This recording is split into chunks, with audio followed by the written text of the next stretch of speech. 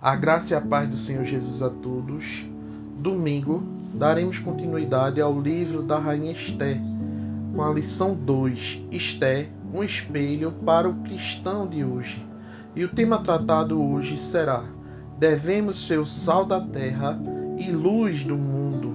O texto base encontra-se no Evangelho de Mateus, capítulo 5, versos 13 e 14, que diz: vocês são o sal da terra, mas se o sal perder o seu sabor, como restaurá-lo?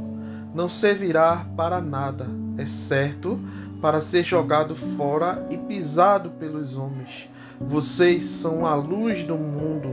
Não se pode esconder uma cidade construída sobre um monte. Amados irmãos, esse evangelho de Mateus, precisamente no capítulo 5, o Senhor Jesus ele dá início ao sermão mais famoso, que é o Sermão do Monte, ou também conhecido como Sermão da Montanha. E a riqueza desse conteúdo é imensurável. O Senhor começa falando acerca das bem-aventuranças e ressalta os privilégios que apenas os bem-aventurados alcançarão. O mestre, ele ensina aos seus discípulos sobre o valor do caráter. Ele não tem pretensão de formar religiosos, mas sim discípulos. A intenção do mestre dos mestres é que seus seguidores sejam pessoas sinceras, agradáveis a Deus e moralmente corretas para a sociedade. Então o Senhor Jesus ele deixa claro que seus objetivos é cumprir a lei sob a perspectiva de Deus. E os fariseus e religiosos da época transformaram a lei de Deus em um monte de regras fúteis. E essas regras só deixavam as pessoas cada vez mais longe do seu Criador. Jesus Cristo quer mostrar como a lei deveria ser cumprida.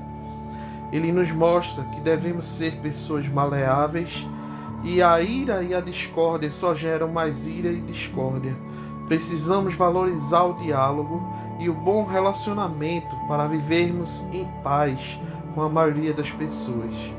Ensina também que o casamento é a bênção de Deus e o seu propósito é que ele não acabe. Não devemos fazer juramentos para dar validade ao que dizemos. Em lugar disso, as nossas palavras devem ser sinceras e de valor real. Dessa forma, quando dizemos sim, deve ser sim. Quando dissermos não, deve ser não. Em muitos momentos, o consenso é a melhor saída. Na vida, precisamos aprender a abrir mão e ceder. De outra forma ou de outra maneira, viveremos em conflitos infundáveis. A sociedade, desde a antiguidade, é marcada pelo ódio e o rancor. Ao longo das gerações, nós somos ensinados que as pessoas devem receber o que merecem. Mas Jesus Cristo nos dá um novo panorama do assunto. Ele nos exorta a ser tolerantes, valorizar o amor e a cooperação. Ele resume todo o pensamento, como diz em Mateus, capítulo 5, verso 44. Amem os seus inimigos e orem por eles, por aqueles que os perseguem. Então, a perspectiva que nós trazemos nesse estudo sobre o sal, para apresentar o impacto que esses indivíduos causariam em seu mundo, Jesus usou duas ilustrações comuns, o sal e a luz. E os seguidores de Jesus seriam como sal, uma vez que criaram desejo de maiores esclarecimentos.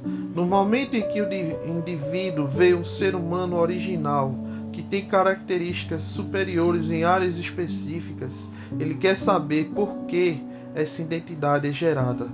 Do mesmo modo, é possível que o sal signifique que esses indivíduos sirvam como um modelo da vontade de Deus em oposição aos males da humanidade. Qualquer que seja a concepção que se adote, a qualidade fundamental a se reparar é que o sal precisa preservar sua natureza fundamental.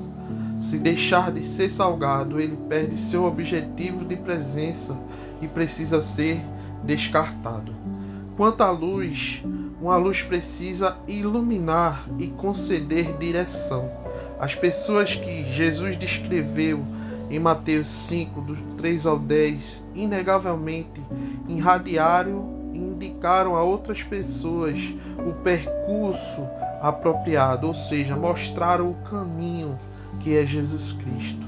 E sua influência seria perceptível com uma cidade em um monte ou uma luz em seu apoio. Uma luz escondida colocada sob uma vasilha seria imprestável.